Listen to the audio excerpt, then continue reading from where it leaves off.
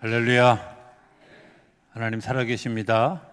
살아계신 그 하나님의 은혜와 평강과 축복이 우리 모두 가운데 풍성하게 되기를 주의 이름으로 축복합니다.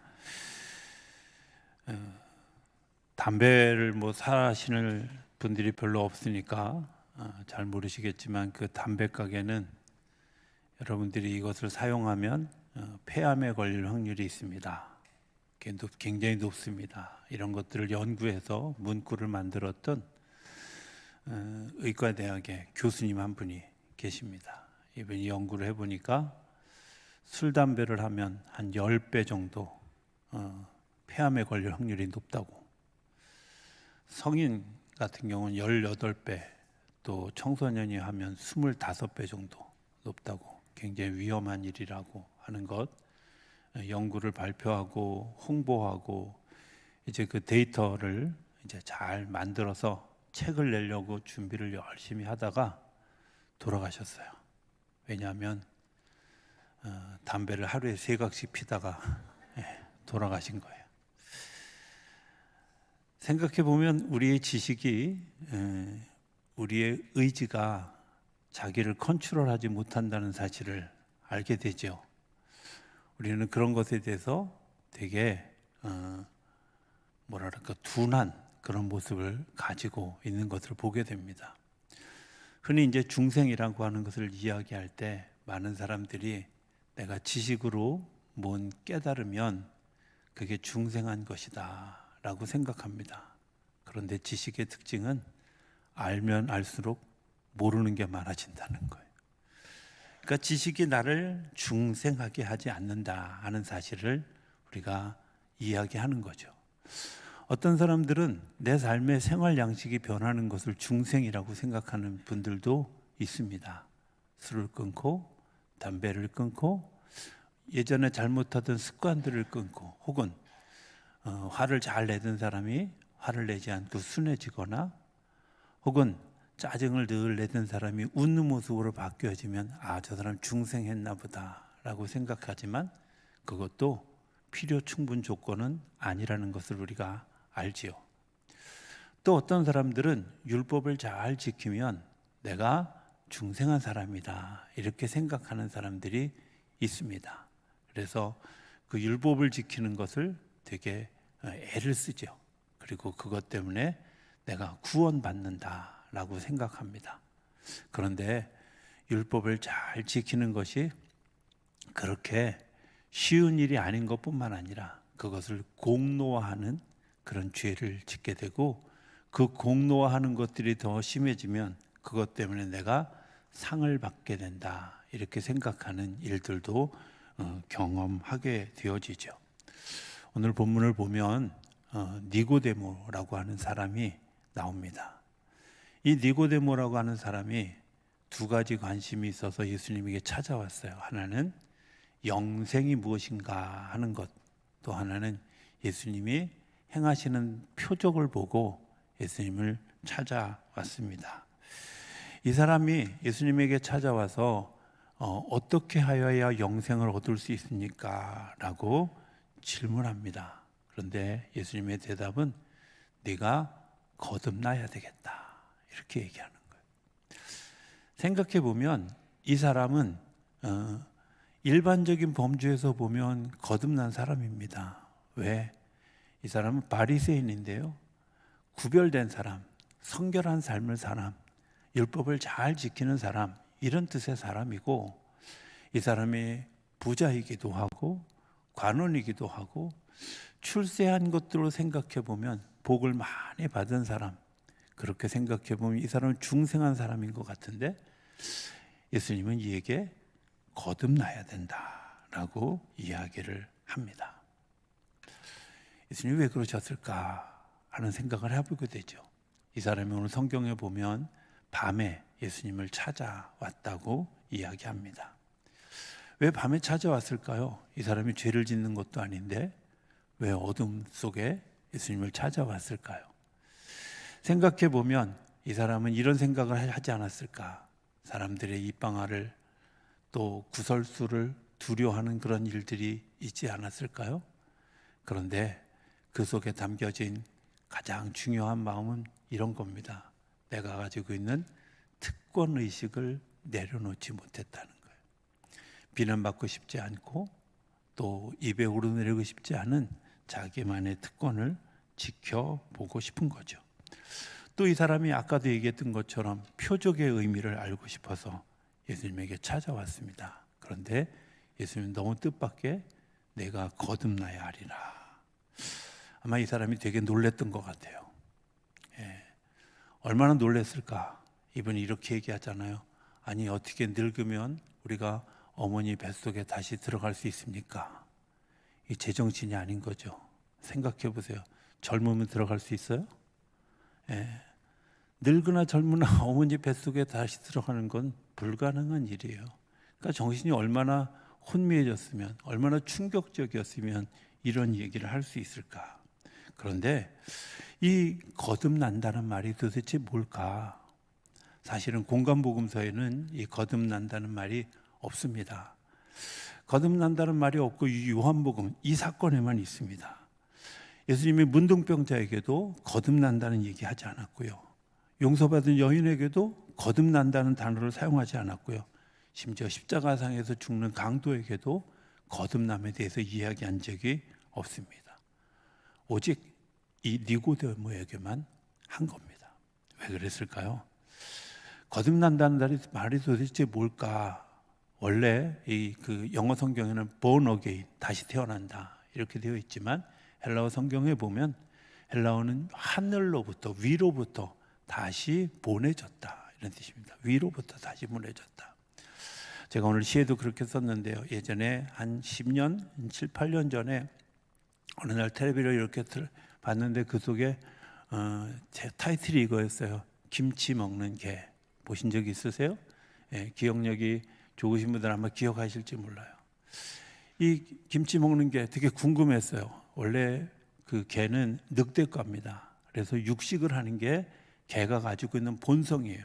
근데 김치를 왜 먹어? 이런 생각이 들어서 유심히 봤는데요. 이 개가 유기견이 된 거예요. 집을 나갔는데 집을 찾아오지 못한 거죠. 왜냐하면 세상이 이제 그 공해로 가득 차 있다 보니까 개는 냄새를 통해서 자기 집을 찾아오는데 이 공해 때문에 집을 찾아올 수 없었던 거예요. 그래서 이제 버려진 거죠. 이 버려진 아이, 이제 버려진 이 개, 그것 때문에 이제 막 이제 그야말로 이제 유리방황하고 있는데 어떤 할머니 한 분이 그 개를 불쌍히 여겨서 다가가니까 이 개가 이 할머니 품에 확 안기더래요.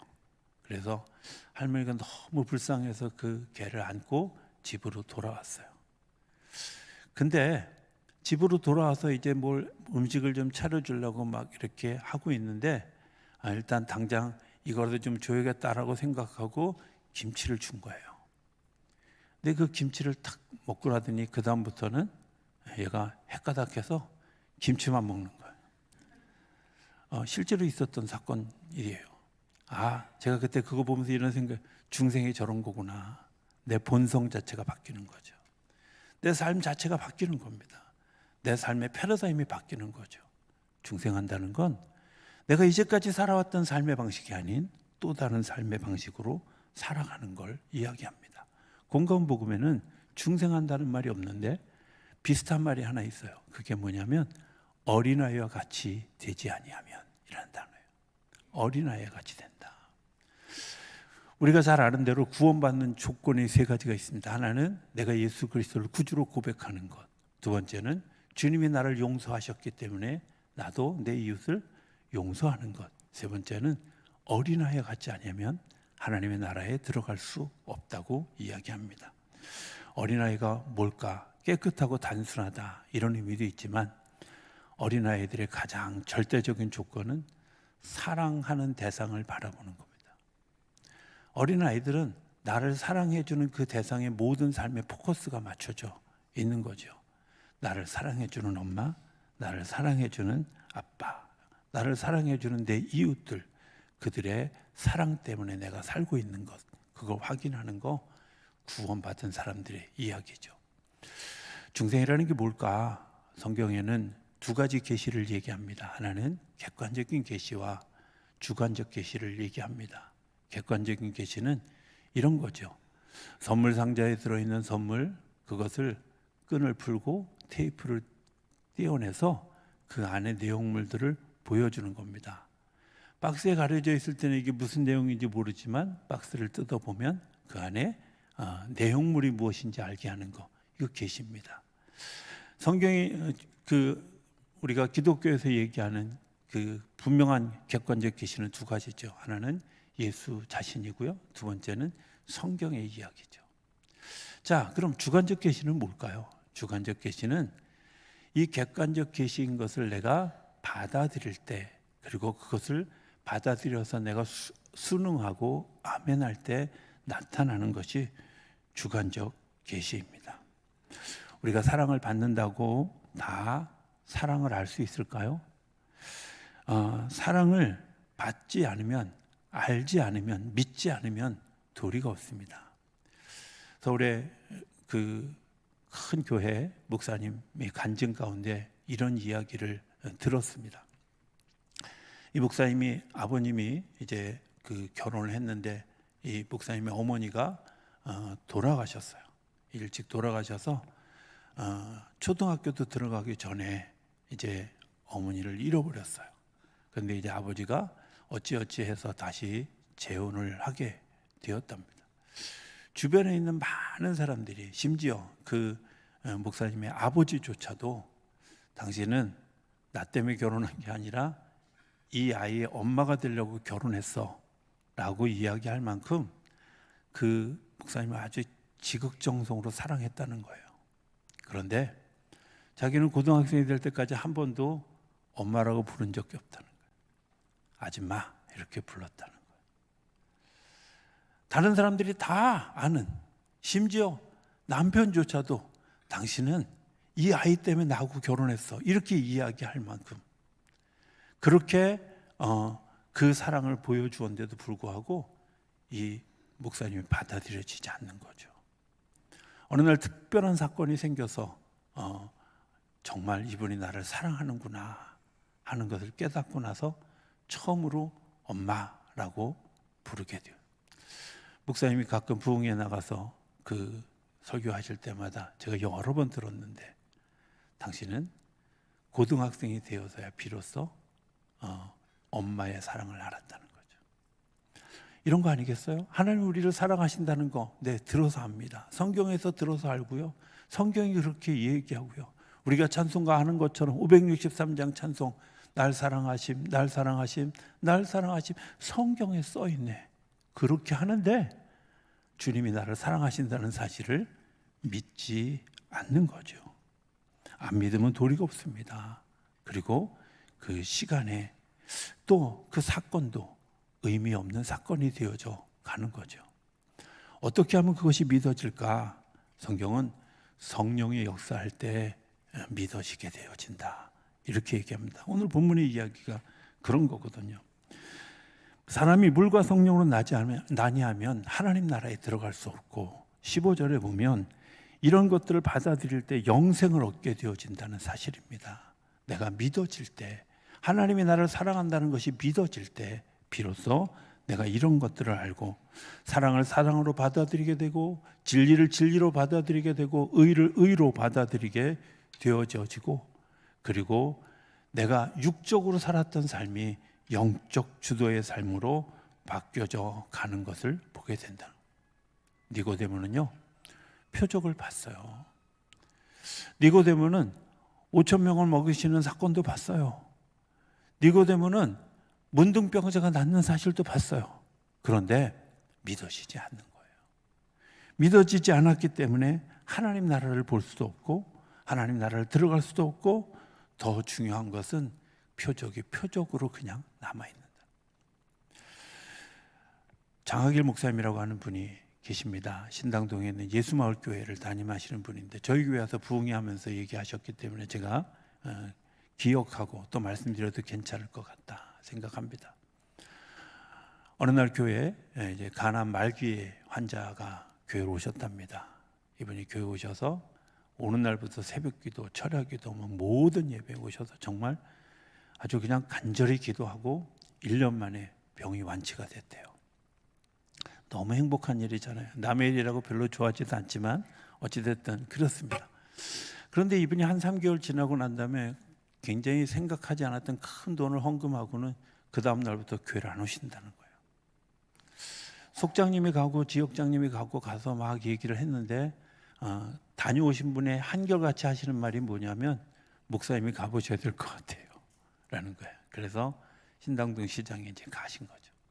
그리고 그분을 만나서 물었습니다.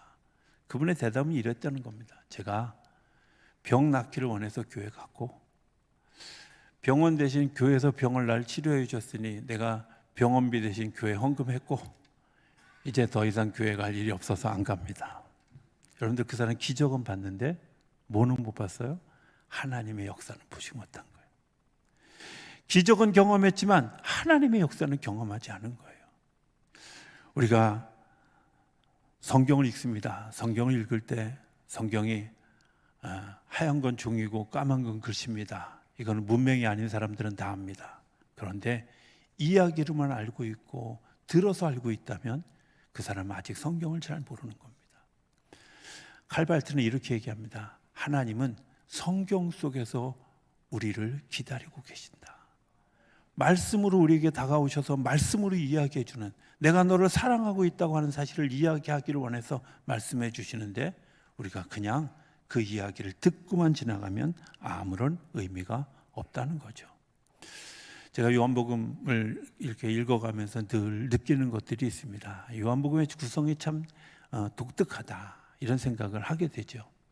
오늘 성경에 나오는 이 요한복음 3장에는 니고데모가 예수님의 이야기를 이해할 수 없어서 그가 그냥 집으로 돌아가고 20장에 다시 제자가 되기까지 꽤 오랜 시간이 걸립니다. 그런데 4장부터 이어지는 사건에 굉장히 놀라운 사건들이 나옵니다. 4장에는 우리가 잘 아는 것처럼 사마리아 여인이 예수님을 만나는 사건이 나옵니다. 이 사람이 예수님의 말을 걸어옵니다. 이 여자가 이렇게 대답하죠. 당신이 왜 나에게 말을 겁니까? 유대 사람이, 그것도 남자가. 이 말은 지금 이 여자가 이 사람 누굴 보고 있는 거예요? 유대 사람 남자를 보고 있는 거예요. 만약에 이 사람이 이 사건이 그냥 아무런 의미 없이 집으로 돌아갔다면 이 여인은 집에 가서 아마 이렇게 얘기할 거예요. 나 오늘 우물가에 갔다가 유대인 남자를 봤어. 그런데 그가 예수님과 이야기하고 예수님의 말씀을 이해하고 예수님께서 주시는 그런 그 의미를 받아들여졌을 때 그의 대답이 바뀐데 내가 선지자를 보았어. 메시아를 보았어. 내가 예수 그리스도를 만났어. 단어가 달라졌어요. 뭐가 달라졌을까요? 예수님이 이야기합니다.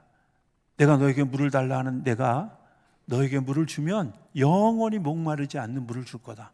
되게 어려운 얘기죠. 무슨 얘기야 도대체? 그렇습니다. 우리가 먹는 물은 그냥 마시면 목마름을 해결하지만 주님께서 우리 안에 영적으로 들어오셔서 영적인 물이 심겨지면 그것이 샘물처럼 솟아나서 우리로 하여금 한 방울이 두 방울이 되고 한 병이 되고 한 바가지가 되고 한 이제 양동이가 되어지고 그 속에서 끊임없이 솟아오르는 샘물이 되어진다는 의미. 주님의 영이 우리 가운데 임하시면 우리 안에서 역사해 주셔서 우리로 하여금 끊임없이 하나님께서 솟아오게 하는 그런 생명수가 솟아나는 것 때문에 목마르지 아니하는 사람이 된다. 이 여인이 잘 이해하지 못할 때 예수님이 얘기하십니다. 가서 남편 데려오라고. 그때 이 여인이 얘기하죠. 남편이 5이 있었습니다. 그런데 지금 사는 사람도 남편이 아닙니다. 이렇게 얘기해요. 목말랐습니다. 이 여인이 무슨 뭐 부도덕한 삶을 살았다, 이게 아니라 정말 중요한 것, 그가 육적으로 살았던 겁니다. 주님께서 주시는 생명의 말씀이 영적으로 내 안에 들어왔을 때 내 안에서 샘물이 솟아나기 시작하는 거죠. 더 이상 남자가 중요한 게 아니라, 더 이상 세상이 중요한 게 아니라, 육적인 것이 중요한 것이 아니라 내가 영적으로 거듭났다고 하는 사실을 이야기하는 거죠. 이 여인의 고백이 이렇습니다. 내가 메시아를 만났다. 내가 예수님을 만났다. 예수님과 얼굴과 얼굴을 대하고 마음과 마음으로 만나고 당신이 하나님의 아들입니다. 당신은 메시아입니다. 라고 고백할 수 있는 거죠. 중생은요, 위로부터 오시는 그 주님을 내가 그대로 보고 관점이 바뀌는 겁니다. 하늘로부터 땅을 보는 거죠. 땅에서 하늘을 보는 게 아니라 하늘로부터 땅을 보는 겁니다. 땅에서 땅에 들려지는 이야기를 듣는 것이 아니라 하늘로부터 들려지는 음성을 듣게 되어지는 거죠. 성경은 이렇게 얘기합니다. 먼저 그 나라와 그의 의를 구하라. 그리하면 너에게 모든 것을 더하시리라.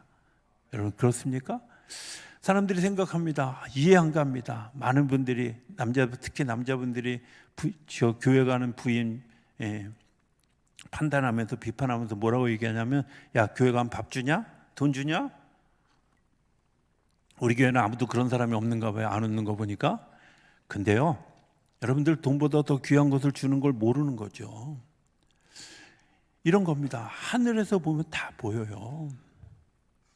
하늘에서 보면 거기가 뭐 있는지 다 보여요. 적이 어디 숨어 있는지, 어느 곳에 매복되어 있는지, 어느 곳에 늪지대인지, 어느 것이 산인지, 어느 것이 위험물이 있는지 다 보여요. 그래서 하나님이 우리에게 가르쳐 주셔요.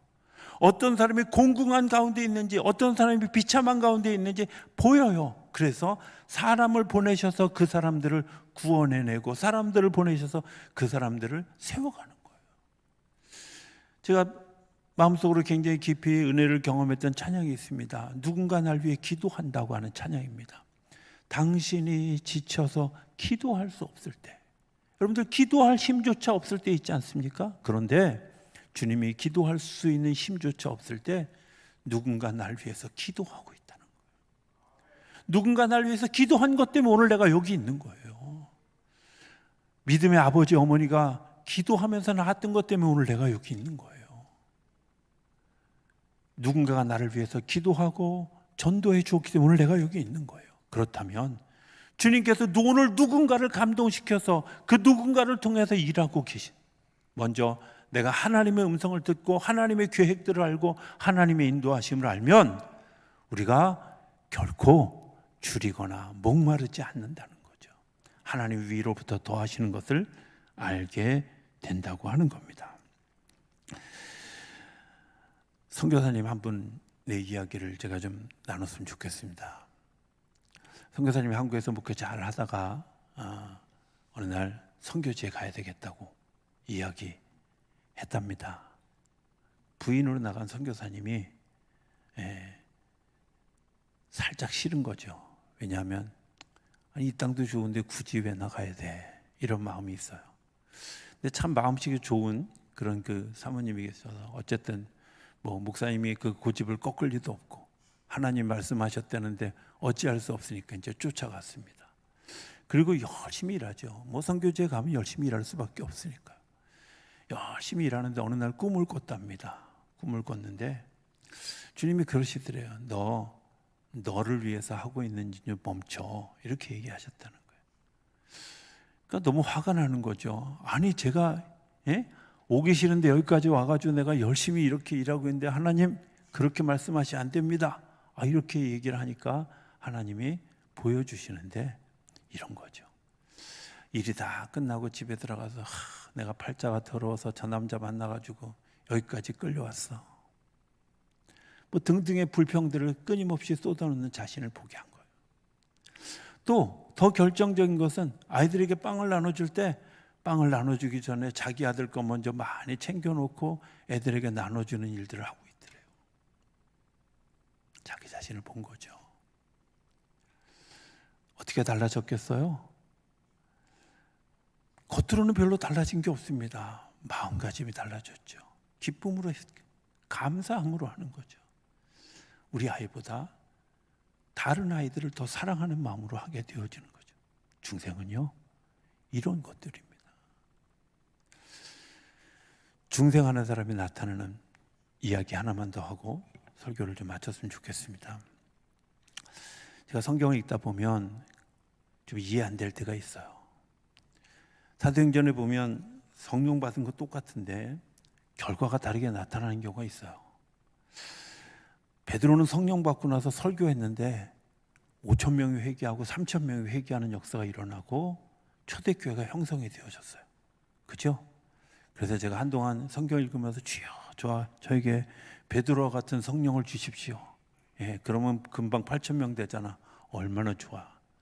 근데 있잖아요, 한편으로는 내가 성령 받고 충만해져서 설교했는데 돌에 맞아 죽은 사람이 있어요. 하나님, 이게 도대체 뭐예요? 이런 의문이 들었던 거죠. 그래서 성경을 자세히 들여다보니까 그 속에 이런 게 있어요. 돌에 맞아 죽어가며 그가 하늘을 쳐다볼 때 하나님이, 인자가, 예수님이 그를 바라보고 환하게 웃으시는 장면을 보았다는 거예요. 그런데 그 사람의 얼굴을 또 다른 돌 던지는 그 주동자인 사울이 봤을 때 천사의 얼굴과 같았다라고 얘기하는 거예요. 뭐가 다를까요? 그가 그에게 돌 던지는 사람들 이웃이었습니다. 친구였습니다. 잘 아는 사람들이었습니다. 그들을 쳐다보면서 네가 나한테 이럴 수 있어, 네가 나한테 이러면 안 되는 거 아니야, 배반감에 억울함에 울지 않고 땅을 쳐다본 게 아니라 하늘을 쳐다보게 하셨어요. 나를 반겨 맞아주시는 주님, 나를 환하게 안아주시는 주님, 나를 환영해 주시는 주님, 나를 바라보며 웃으시는 주님을 발견하고 내 마음속에 행복함이 드는 거죠. 제가 천국 가면 꼭 베드로한테 물어보고 싶은 게 있어요. 베드로 사도님 돌아가실 때도 하늘에서 예수님이 웃으시는 거 보셨어요? 이게 좀 풀려야 나도 의욕이 풀릴 것 같은 생각이 들어서 묻고 싶어요. 그렇습니다. 영주도의 사람이 되어 중생한 사람이 되어지면 하늘이 열려지는 것들을 보고 하늘의 음성을 듣고 하늘에서 되어지는 일이 이 땅에서 이루어지는 것을 보기 때문에 이 땅에서 이루어지는 작은 일들이 하나님이 하신 일이라는 것을 보게 되고 경험하게 되어지는 줄로 믿습니다. 다음 주간이 우리 요한웨슬리 회심주일입니다. 저는 요한웨슬리 회심주일을 맞이할 때마다 늘 느끼게, 아니 그분은 회심했는데 왜 우리는 맨날 요한웨슬리 회심주일을 지켜야 될까? 아예 우리 선제적으로 이번 주간에 우리 기도하면서 주님, 저도 회심했습니다, 저도 새롭게 되었습니다, 그런 일들이 일어나는 시간이 되어졌으면 좋겠습니다. 그래서 우리 한 주간 동안 우리 기도하고 정말 그 일을 위해서 같이 마음을 쓸 때 다음 주일에 설교 제목은 이랬으면 좋겠어요. 나도 회심주일입니다.